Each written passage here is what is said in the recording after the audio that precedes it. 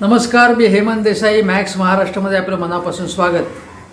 आज ठाकरे सरकारला म्हणजे महाविकास आघाडी सरकारला 1 वर्ष पूर्ण होत आहे. त्यानिमित्त मुख्यमंत्री उद्धव ठाकरे यांनी सामनाचे संपादक खासदार संजय राऊत यांना दणदणीत मुलाखत दिली, जी सामनामध्ये तर प्रसिद्ध होतीच आहे, परंतु टेलिव्हिजन चॅनेल्सवरून आपण बघितली असेल, जी सकाळी प्रसारित झाली.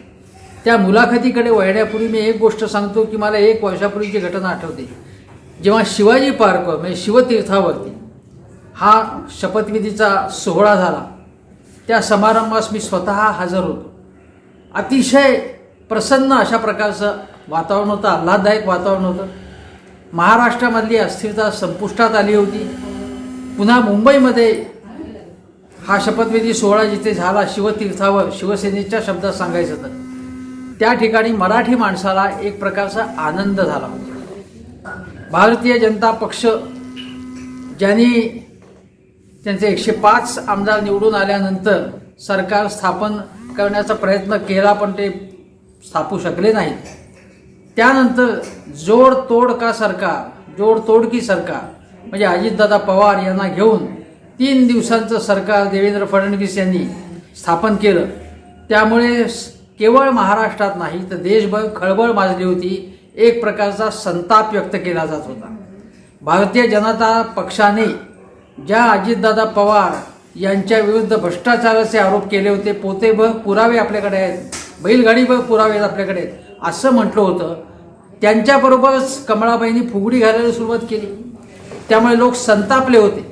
आणि अशावेळी शरद पवार यांनी काँग्रेस, राष्ट्रवादी आणि शिवसेना यांना एकत्र करून सरकार स्थापन करण्याचा निर्णय केला.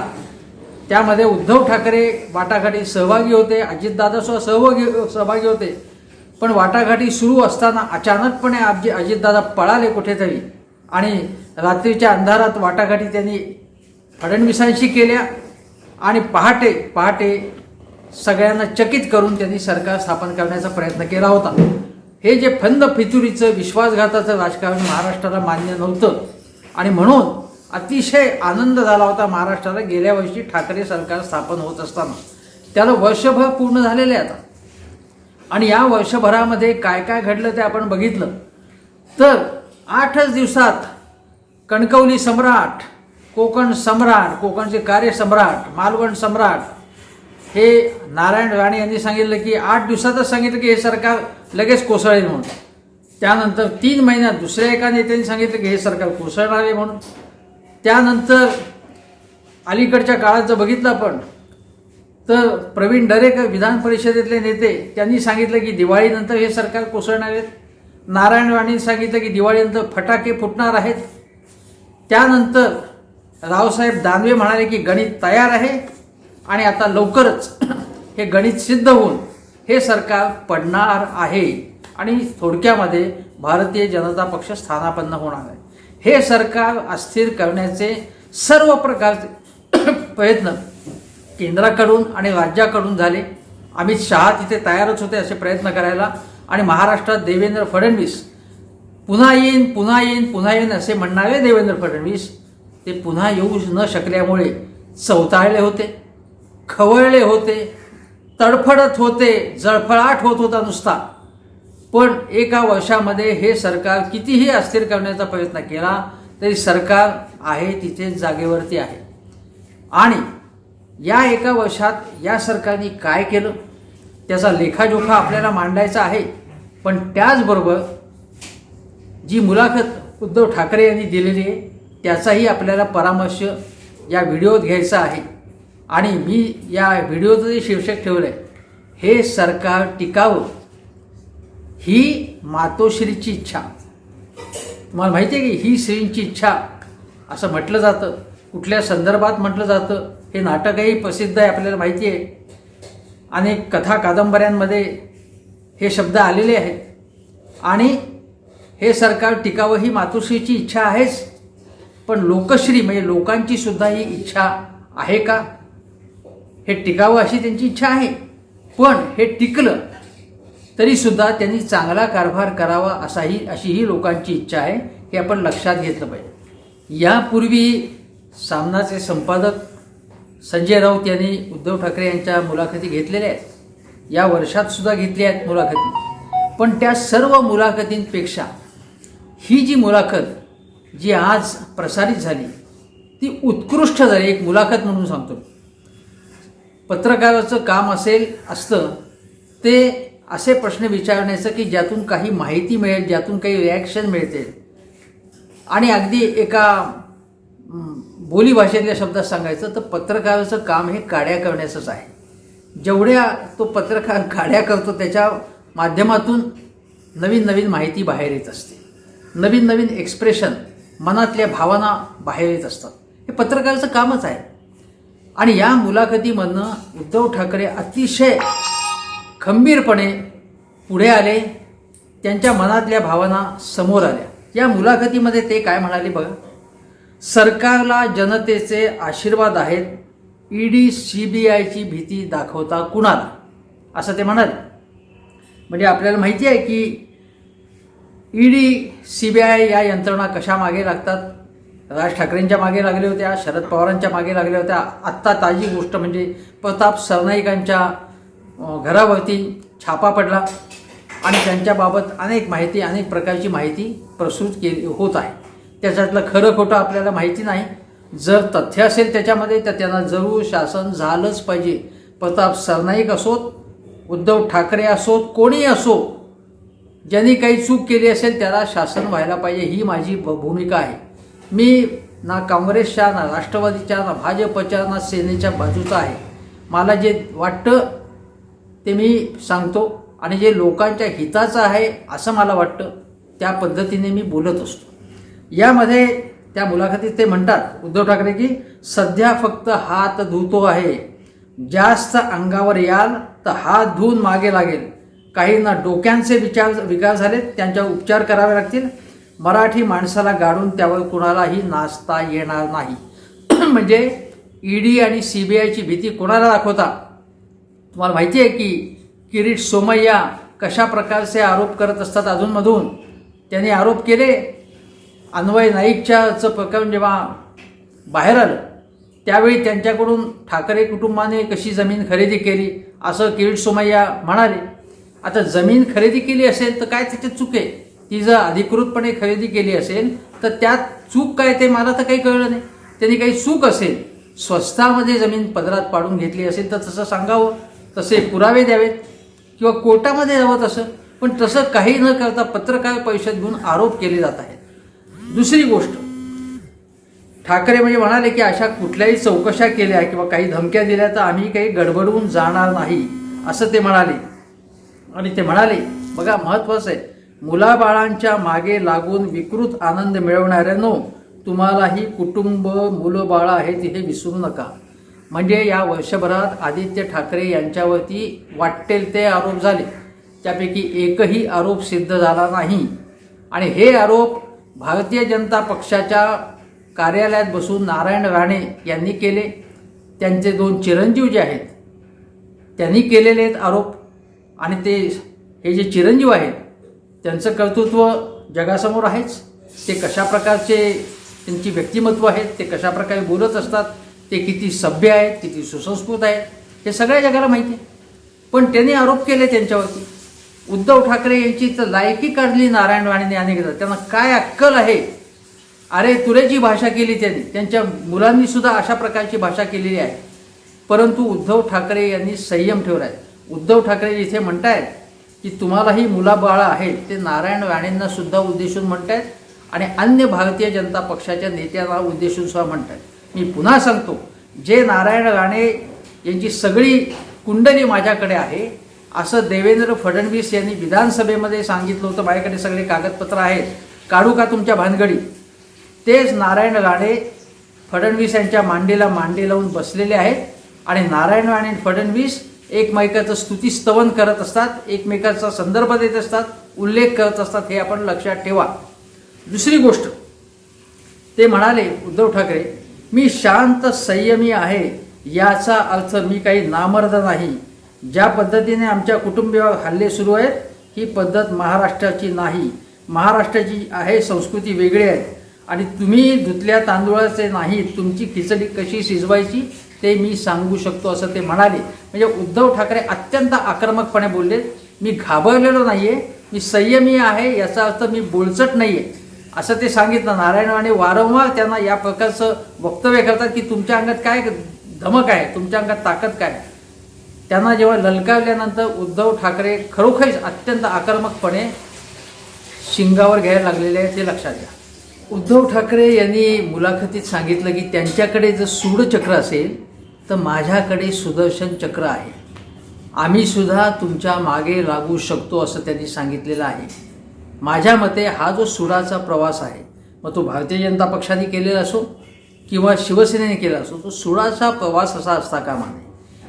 जे कुठेही भ्रष्टाचार, गैरव्यवहार किंवा अन्य खुनाचे, हत्येचे काही आरोप असतील त्यांची चौकशी तटस्थपणे, निपक्षपातीपणे झाली पाहिजे. पण त्यांनी हे केलं म्हणून आम्ही हे केलं असं असता कामा नये. उद्धव ठाकरे यांनी सांगितलं की आम्ही अशा प्रकारचं सूड घेणार नाही असंही त्यांनी अधोरेखित केले एक प्रकारे. पण त्यांनी असं सांगितलं की आम्ही जे ऐकून घेतोय तो आमचा दुबळेपणा नाही.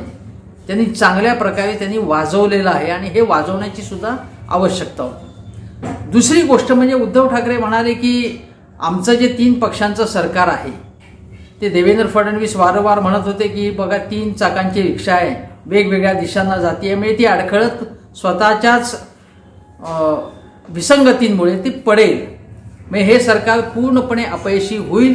आम्हाला काही करायची गरज नाही कारण हे सरकारच थोडक्यामध्ये फालतू आहे, त्यामुळे ते चालणंच शक्य नाही. त्यांना काय समजतं आहे अशा प्रकारची जी एक अहमभावातून आलेली जी टीका आहे ती फडणवीस आणि त्यांचे जे सगळे सहकारी आहेत ते वारंवार करत असतात.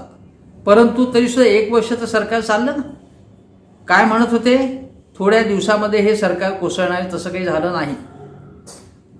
कितीही टीका केली, आरोप केले तरीसुद्धा तसं शक्य झालं नाही, हे आपण लक्षात घ्या. पण उद्धव ठाकरेंनी एक युक्तिवाद केला तो चांगला. त्यांनी असं सांगितलं की तुम्ही मेहबूबा मुफ्ती यांच्याबरोबर सरकार स्थापन केलं, ते चाललं. नितीश कुमारांबरोबर सरकार स्थापन केलं, ते चाललं. नितीश कुमार तर म्हणाले होते संघमुक्त, भाजपमुक्त भारत करायचं हे माझं स्वप्न आहे. त्यांच्याचबरोबर मी सरकार स्थापन केलं. तुम्ही काय म्हणालात, म्हणजे रामविलास पासवान यांनी ते या सरकारमधनं जेव्हा गुजरात दंगे झाले तेव्हा बाहेर पडले होते. रामविलास पासवानांनाही तुम्ही बरोबर घेतलं. आता तर लोकजनशक्ती पक्ष जो त्यांचा पक्ष आहे, जे रामविलास पासवान यांच्या चिरंजीवांनी भारतीय जनता पक्षाची ताकद वाढवून भाजपचा मित्रपक्ष नितीश कुमार यांची ताकद कमी कशी करता येईल हे बघितलं. हे भाजपच्या समन्वयातूनच झालं असं लोकांचं म्हणणं आहे. म्हणजे तुमच्या मित्रालाही तुम्ही दगा दिला आणि मग तुम्ही म्हणता की युतीचा धर्म आम्ही पाळतो. धर्म म्हणजे काय आम्हाला कळतं, हिंदुत्व म्हणजे काय आम्हाला कळतं. उद्धव ठाकरे यांनी ही उदाहरणं दिली आणि लोकांनी सुद्धा विचार करा की हे जर सरकार जर विसंगतीपूर्ण सरकार असेल तर ही बाकीची जी माणसं होती, नितीश कुमार, रामविलास पासवान, मेहबूबा मुफ्ती, हे काय आहे, हे काय आहे. जॉर्ज फर्नांडिस हे सुद्धा आधी भारतीय जनता पक्षाच्या विरुद्ध भरपूर टीका केली होती त्यांनी, पण जॉर्ज फर्नांडिस सुद्धा तुमच्याकडे आले. म्हणजे राजकारणामध्ये काळाप्रमाणे काही बदल होत असतात. राजकारणी संगती आणि विसंगतींनी पूर्ण असतं. त्यामुळे तुम्ही जेव्हा दुसऱ्याच्या अंगावरती चिखल फेकता तेव्हा तुम्हालाही तुमचा सदरा कसा आहे हे ते बघायला बघणं आवश्यक आहे. याच्याकडे उद्धव ठाकरे यांनी लक्ष वेधलं, हे अतिशय चांगलं झालं. त्यामुळे ही एकूण जो मुलाखत आहे ती चांगली झाली, अतिशय उत्तम झाली. त्या मुलाखतीत एक गोष्ट उद्धव ठाकरेंनी सांगितली, या मुलाखतीचाच फक्त उल्लेख करण्याचं जे भाष्य आहे माझं ते अजून 1-2 मिनिटंच मी करणार आहे. त्यानंतर 1 वर्षाच्या कामगिरीकडे वळणार. पण 2च गोष्टी सांगतो. उद्धव ठाकरे यांच्यावर वारंवार नारायण राणे आणि बाकीचे सगळेजण जे टीका करतात, घरात बसता घरात बसता घरात बसता. माझं पहिल्यापासून जे म्हणणं होतं ते असं की घरात बसले, काही प्रमाणात त्यांनी फिरणं आवश्यक होतं, काही प्रमाणात फिरले. त्यांनी सांगितलं की उत्तर महाराष्ट्रामध्ये गेलो, विदर्भामध्ये गेलो, कोकणात जेव्हा अतिवर्षा आली तेव्हा कोकणात ते गेले होते. परंतु वर्क फ्रॉम होम हे मोदीजींनीच सांगितलेलं आहे, तेच मी पाळतोय. उद्धव ठाकरे असं म्हणाले की मी लोकांना सांगतोय की शक्यतो घरात बसा आणि मीच जर बाहेर पडलो तर कसं होईल, आणि घरात बसून मी काम करतोय, हे पहिल्यापासून ते सांगत होते. मग तुम्ही असा मला प्रश्न का विचारता, तुम्ही माझ्यावर टीका का करता, असं ते म्हणाले. हे लक्षात घ्या आपण की वर्क फ्रॉम होमची कन्सेप्ट काय. आणि त्यांनी सांगितलं की टेक्नॉलॉजीच्या मदतीने आता घरीच ऑफिस असतं, त्यामुळे बाहेर किती पडावं. आणि शिवाय त्यांची प्रकृती लक्षात घेता मी असं म्हटलं की त्यांनी थोडंसं अजून घरात बाहेर पडलं असतं काळजी घेऊन तर बरं झालं असतं. ते असे पंढरपूरला गेले, स्वतः ड्राईव्ह करत गेले, ते चांगली गोष्ट आहे. पण त्याच वेळी ही जी दुसऱ्या टोकाची जी टीका आहे की घराबाहेर पडावं, घराबाहेर म्हणजे उद्धव ठाकरे यांच्या प्रकृतीची काळजी यांना काहीच नाही. म्हणजे मुख्यमंत्री आहेत, ते कुठल्याही पक्षाचे आहे असं नाही. मुख्यमंत्र्यांनी काळजी त्यांच्या प्रकृतीची घेतली पाहिजे. मोदी घेतात त्यांच्या तब्येतीची काळजी, उद्धव ठाकरे घेतात. याचा अर्थ ते घाबरट आहेत असं नाही. योग्य काळजी घेणं याला घाबरटपणा म्हणत नाहीत, हे लक्षात घेतलं पाहिजे. ही एक गोष्ट. आणि दुसरं त्यांनी सांगितलं की प्रशासनाने माझे संबंध चांगले आहेत. त्यांच्यावर टीका होत होती की प्रशासन सांगताना तुम्ही मान डोलावता, असं त्यांच्यावरती टीका होती. पण त्यांनी सांगितलं की प्रशासनाशी माझे चांगले संबंध आहेत, सर्व मित्रपक्षांशी माझे चांगले संबंध आहेत आणि संबंध राहतील. ज्यांच्यावरती टीका केली ते सगळे माझ्याबरोबर आहेत, हे त्यांनी उल्लेख केला की मी अनेकांवर टीका केली, ते माझ्याबद्दल इतकं चांगलं कसं बोलतात, असं उद्धव ठाकरे म्हणाले की माझा अतिशय आदरपूर्वक उल्लेख करतात. माझ्या मते ही चांगली गोष्ट आहे. जनता पक्षामध्ये 1977 साली स्थापन झालेल्या जनता पक्षामध्ये ताबडतोब मारामाऱ्या सुरू झाल्या होत्या, कारण वेगवेगळ्या पक्षांचं कडबोळं होतं ते. पण हे एक प्रकारचं कडबोळं असून, खिचडी असूनही यामध्ये फारसे भांडणं, फारसे मतभेद झाले नाहीत, हे आपण लक्षात घ्या. हे संपूर्ण वर्ष आपण जर बघितलं म्हणजे उद्धव ठाकरे सरकारचं, तर त्यामध्ये काय काय गोष्टी घडल्या. एक तर वर्षातलं जवळजवळ पाऊण वर्ष आपण बघू किंवा 6 महिने, 6 ते 8 महिने जे आहेत ते कोरोनाची चर्चा करण्यामध्ये, कोरोनाबद्दलचे उपाय योजण्यामध्येच गेलेलं आहे. त्याच्या जर पलीकडे बघितलं आपण तर काय दिसतं आपल्याला, ठाकरे सरकारने केलं काय, त्यांचा रेकॉर्ड काय. तर 29 लाख शेतकऱ्यांची कर्ज त्यांनी माफ केली आणि त्यापैकी मोठ्या प्रमाणामध्ये त्या कर्जमाफी पूर्णपणे अंमलात आणण्याच्या दृष्टीने पावलं टाकली. सर्व शेतकऱ्यांना, एकूण एक शेतकऱ्यांना कर्जमाफी आत्ता मिळाली आहे असा दावा करता येणार नाही, पण बहुसंख्य शेतकऱ्यांना, मोठ्या प्रमाणातल्या शेतकऱ्यांना कर्जमाफीचा फायदा मिळालेला आहे. दुसरी गोष्ट अशी करण्यात आली की पहिल्यांदा 17,000 कोटी आणि नंतर 35,000 कोटी म्हणजे 50-52,000 कोटी रुपये ही गुंतवणूक महाराष्ट्रामध्ये आकर्षित करण्यामध्ये उद्धव ठाकरे सरकारला यश आलं. MOU झाले, म्हणजे परस्पर सामंजस्याचे करार झाले, वेगवेगळ्या कंपन्यांशी करार झाले. महाराष्ट्रामध्ये उद्योग अजूनही येत आहेत. म्हणजे भारतीय जनता पक्ष नसेल तर इथे गुंतवणूकच येणार नाही असं काही जणांना वाटत असेल, तर तसं काही नाही आहे. कुठल्याही पक्षाचं सरकार असलं तरी मुंबई इथली बाजारपेठ, महाराष्ट्रातलं कुशल मनुष्यबळ, टेक्नॉलॉजी इथल्या लोकांना समजते. हे सगळे आपण सगळ्या गोष्टी लक्षात घेतल्या. इथलं बंदर, इथलं विमानतळ, तर फायनान्शियल सेंटर म्हणून महत्त्व, त्यामुळे इथे गुंतवणूक आकर्षित होत आहे. हा सिग्नल त्यांनी देण्यामध्ये त्यांना यश मिळालं. मला उद्धव ठाकरे यांनी अजून एक महत्त्वाची गोष्ट ज्या मुलाखतीत सांगितली ती अशी आहे की ते म्हणाले की शेतकऱ्यांच्या बाजारपेठीसाठी एक मोठी योजना आहे. त्यांचं असं म्हणणं आहे की शेतकऱ्यांना अनेकदा अवर्षणामुळे, कधी अतिवृष्टीमुळे नुकसान सहन करायला लागतं, कधी हमीभाव मिळत नाहीत त्यांना, त्यामुळे त्यांचा तोटा होतो.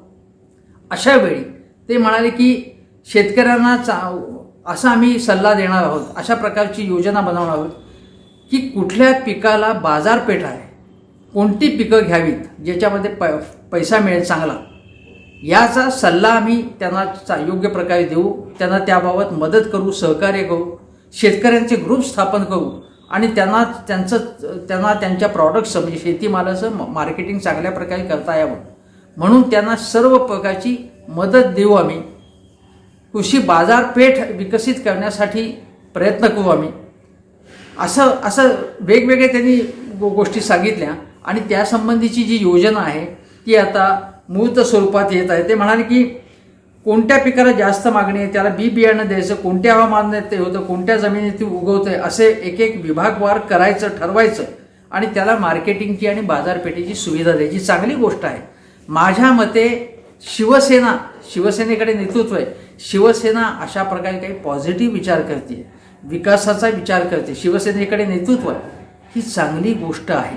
आणि म्हणून विकास केवळ आम्हीच करू शकतो असं कोणाला वाटत असेल तर तसं नाही आहे. पण शिवसेना या प्रकारे सकारात्मक विचार करते ही अतिशय चांगली गोष्ट आहे. कारण आपण आत्तापर्यंतचा जो प्रवास बघितला तो शिवसेनेचा, तो मारहाण करणं, धमक्या देणं, अशा प्रकारचं राजकारण शिवसेनेने अनेक वर्ष केलं. मी त्यावरती अनेकदा त्याच्यावर टीका केली. ज्यावेळी खंडणीखोरी होत होती महाराष्ट्रात त्याच्यावर टीका केली. आता काही लोक म्हणतात की हे पूर्वी शिवसेनेला नावं ठेवायचे, आता नावं ठेवत नाहीत. आणि त्यांनी त्यांचं पॉलिसी बदलली, धोरण बदललं, कार्यशैली बदलली. आता ते सेक्युलर झालेले आहेत पूर्णपणे म्हणजे सेक्युलर आम्ही आहोत. घटनेमध्ये सेक्युलर हा शब्द आहे. आता घटनेमध्ये समाजवाद हा शब्द, हे सगळे या गोष्टी आम्हाला मान्य आहेत. कारण आपण शपथ घेतानाच या गोष्टी, या शब्दांचाही उल्लेख असतो. हे शिवसेना जेव्हा म्हणते आहे तेव्हा शिवसेना बदलती आहे. आता बदलली तरी आम्ही पूर्वीचं सगळं सोडलं नाही, हे सुद्धा सांगण्याचा भाग आहे. स्ट्रॅटेजी असते. जेव्हा पक्ष काळाप्रमाणे हळूहळू बदलत असतो तेव्हा त्या पक्षाचे जे निष्ठावंत लोक असतात तेही आपोआप बदलतात असं नाही. पण त्यांची समजूत काढायला लागते की आम्ही सगळं सोडलं नाही आहे असं सांगायलाही लागतं. पण आज आणि यापूर्वीसुद्धा उद्धव ठाकरे यांनी सांगितलं की आम्ही प्रबोधनकारांचं हिंदुत्व मानतो. याचा अर्थ काय की आमचं केवळ घंटा बडवण्याचं हिंदुत्व नाही आहे, जानव्याचं हिंदुत्व नाही आमचं. सोवळं ओळं पाळणं म्हणजे जातीभेद आम्हाला मान्य नाही आहे. या सगळ्या गोष्टी त्यांनी सांगितल्या आहेत. आणि शिवसेना बदलती आहे, शिवसेना बदलणार आहे, शिवसेना आर्थिक मुद्द्यांचाही विचार करणार आहे, हे त्यांनी सांगितलं. हे अतिशय महत्त्वाचं आहे. आपण वर्षभरात पाहिलं की भाजपने गलिच्छ राजकारण केलं हे आपल्याला माहिती आहे. हे स्पष्टपणे नोंदवलं पाहिजे की अत्यंत गलिच्छ खालच्या पातळीचं राजकारण भाजपने केलं, भाजपच्या प्रवक्त्यांनी, नेत्यांनी केलं. आणि पुन्हा आम्ही हे काही केलं नाही, आम्ही महाराष्ट्राच्या बाजूचं. महाराष्ट्र द्रोही भाजप कसा आहे हे मी तुम्हाला सांगितलं, गेल्या व्हिडिओमध्ये सांगितलं. त्यामध्ये एक मुद्दा ॲड करतो असा की भारतीय जनता पक्षाचे एक प्रवक्ते शिवराय कुलकर्णी एका चर्चेमध्ये असं म्हणाले की जेव्हा छठपूजेला सार्वजनिकरित्या करण्याबाबत निर्बंध घालण्यात आले तेव्हा हे बिहारच्या जनतेला, बिहारमधले जे लोक, बिहारी जे लोक मुंबईत आणि अन्यत्र महाराष्ट्रात राहत आहेत त्यांच्यावरती सूड उगवत आहे, सूड भावनेने महाराष्ट्र सरकार वागत आहे असं म्हणाले ते. आता बिहारमधले कोणीही असं म्हणाले नाही, बिहारमधले नाही म्हणाले, बिहारमधले जे मुंबईमध्ये लोक आहेत ते म्हणाले नाहीत, उत्तर प्रदेशमधले लोक म्हणाले नाहीत.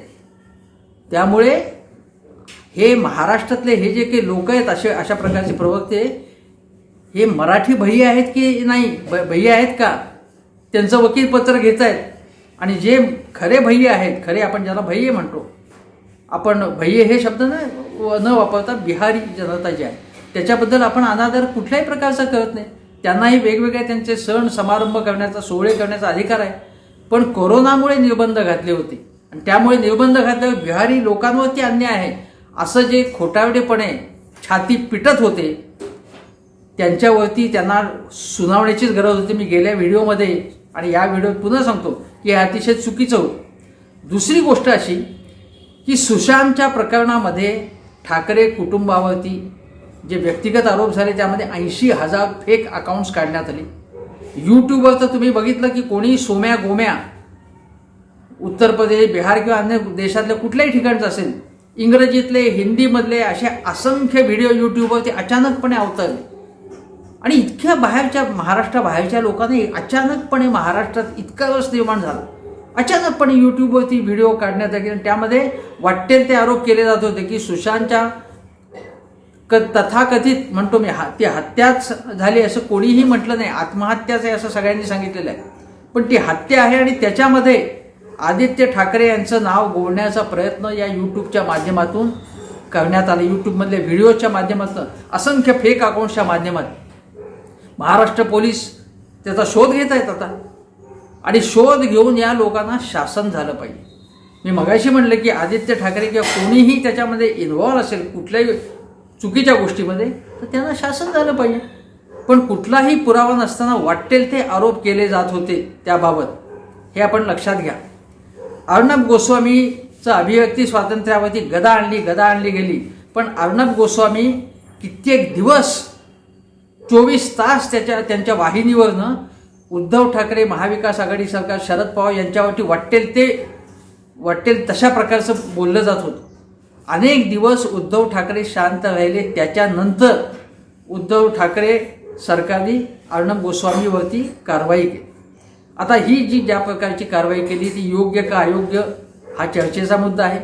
काही कोर्टात प्रकरण आहे, त्याचा जो निवाडा होईल तो होईल. पण उद्धव ठाकरे यांनी अर्णब गोस्वामीवरती अन्याय केला असं जे म्हणताय, त्यांना हे लक्षात येत नाही की पुण्यप्रसन्न वाजपेयीने अनेक चॅनेल्समधल्या अनेक पत्रकारांचा गळा कसा घोटण्याचा प्रयत्न झाला, अनेकांना काढून कसे टाकण्यात आलं केवळ भाजपच्या दडपणातून. याची असंख्य उदाहरणं, अनेक उदाहरणं मी यापूर्वीच्या व्हिडिओमधून सांगितली आहे. मी स्वतः तुम्हाला पुन्हा सांगतो की मोदी सरकार आल्यानंतर 2014 पासून त्याच्या आधी मी अनेक वर्ष सह्याद्री वाहिनीवरती कार्यक्रमामधनं, चर्चांमधनं मला सातत्याने माझी मुलाखत घेतली जात असे, मला बोलवलं जात असे 9:30च्या बातम्यात. सरकार आल्यानंतर त्यांनी बोलवणं बंद केलं. मी काही विचारलं नाही. उलट त्यानंतर जेव्हा त्यांनी मला विचारलं की तुम्ही चर्चेला याल का, तेव्हा मी म्हटलं की तुम्ही तुमच्या सिनियर्सना विचारा.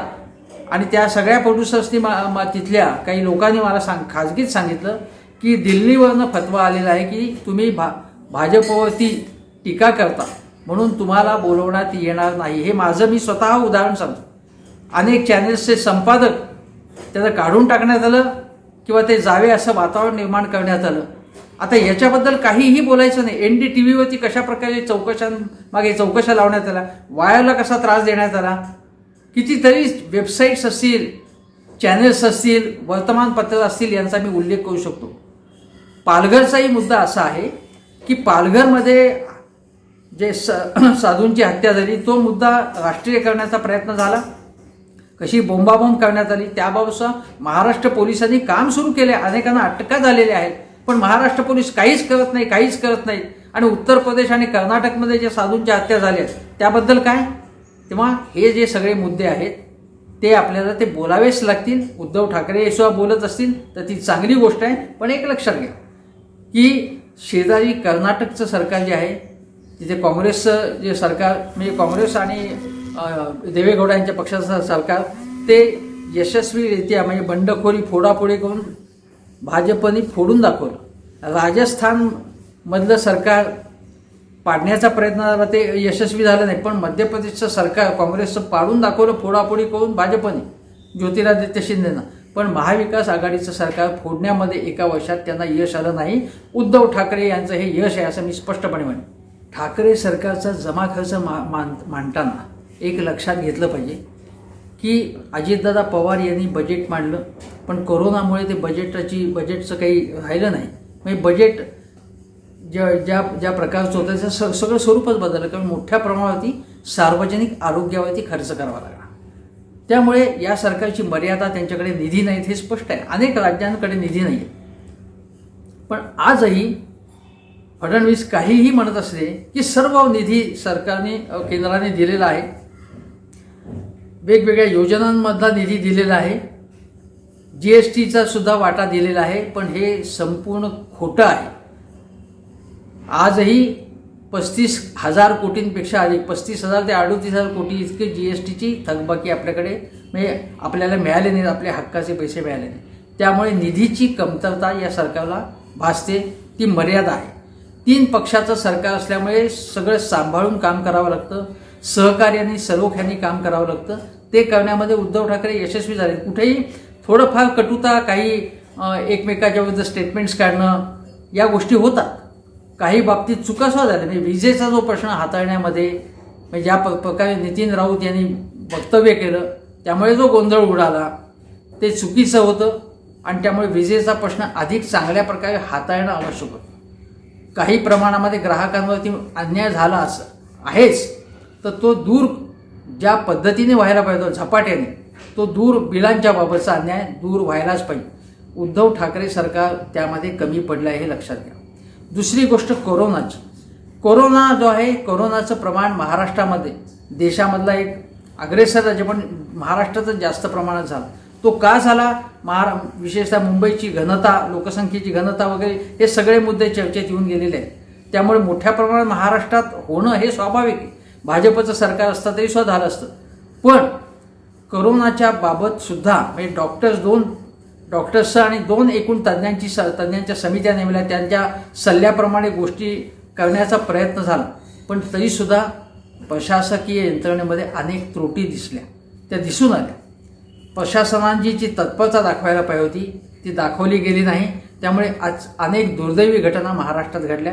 हे नाकारण्याचं कारण नाही, हे ठाकरे सरकारचं अपयश होतं हे आपल्याला मान्य करायला लागेल. त्या दुर्घटना टाळता आल्या असत्या. तिसरी गोष्ट म्हणजे माझ्या मते अनेक धोरणांबाबत ठाकरे सरकारची जी आहे ती संदिग्धता आहे. मी एक काय सांगतो की नागरिकत्वाचं विधेयक CAA असेल किंवा NRC असेल किंवा NPR असेल, याबाबत शिवसेनेने लोकसभेत एक भूमिका घेतली, राज्यसभेत एक भूमिका घेतली. त्यानंतर पवारांनी काही समजुतीच्या गोष्टी सांगितल्यानंतर धोरणं बदलली किंवा त्याबाबत संदिग्धता आली. म्हणजे अनेक महत्त्वाच्या विषयांबद्दल शिवसेनेची लाईन काय, काहीतरी वैचारिक तुमची स्पष्टता असली पाहिजे. ती वैचारिक स्पष्टता दिसली नाही. दुसरी गोष्ट म्हणजे भीमा कोरेगावचा तपास, त्या प्रकरणाचा तपास केंद्र सरकारने स्वतःकडे घेतला. पण त्यावेळी महाराष्ट्र महाविकास आघाडी सरकारने सांगायला पाहिजे होतं की आम्ही हा तपास करू, आमच्याकडेच ठेवा. जी आग्रहाची भूमिका उद्धव ठाकरे यांनी स्वतः व्यक्तिशः मुख्यमंत्री या नात्याने घ्यायला पाहिजे होती, ती घेतली गेली नाही. त्यानंतर राष्ट्रवादीने म्हणजे शरद पवारने अनेक गोष्टी केल्या की आम्ही आमच्या पद्धतीने तपास करू वगैरे, पण तसं काही झालं नाही अजून. हेही आपल्याला लक्षात घेतलं पाहिजे. नवीन कृषी विधेयकं, त्याबाबत काँग्रेसने देशभर आंदोलन केलं, विरोध केला. पण नवीन कृषी विधेयकाबाबत काँग्रेस म्हणते की ज्या आक्रमक पद्धतीने आपण विरोध व्हायला पाहिजे आपल्या महाविकास आघाडी सरकारकडनं, ती भूमिका स्पष्ट नाही. म्हणजे उद्धव ठाकरे सरकारला कृषी विधेयकांबद्दल आक्षेप काय आहेत ते आक्षेप स्पष्टपणे नोंदवून ती फेटाळायची असेल तर तसा ठराव केला पाहिजे. तर अन्य राज्य सरकारने केला, तो महाराष्ट्र महाविकास आघाडी सरकारने केला नाही. मग आपण काय करणार होते या संबंधी? काहीतरी एक भूमिका घेतली पाहिजे. तर या भूमिकेबाबत सुद्धा संदिग्धता आहे. दुसरी गोष्ट म्हणजे प्रशासनाबाबत, म्हणजे अजय मेहता यांना एक्सटेन्शन देण्यावरनं वाद झाला हे आपल्याला माहिती आहे. त्यानंतर त्यांना मुख्यमंत्र्यांचे सल्लागारपदी त्यांची नेमणूक करण्यात आली. पण केवळ अजय मेहता हा मुद्दा नाही. उद्धव ठाकरे हे प्रशासनावर त्यांची पकड नाही आहे. प्रशासकांकडनं कामं करून घ्यायला पाहिजे. प्रशासकांचं ऐकून आपण काम करता कामा नये. प्रशासकांना सांगायला पाहिजे की आमचं हे धोरण आहे, त्या धोरणाची अंमलबजावणी करण्याचा आराखडा तुम्ही द्या. पण प्रशासनाचं ऐकून काम करणं हे चुकीचं आहे. याबाबत सुद्धा उद्धव ठाकरेंना अनुभव नाही, पण एका वर्षानंतर यापुढच्या काळात किमान याच्यात सुधारणा होण्याची आवश्यकता आहे. आणखीन एक गोष्ट, दुसरी गोष्ट म्हणजे राज्याचा महसूल जो आहे तो कमी हे कबूल आहे, पण महसूल वृद्धी केवळ केंद्र सरकारने मदत करायची, तुम्ही काय करताय?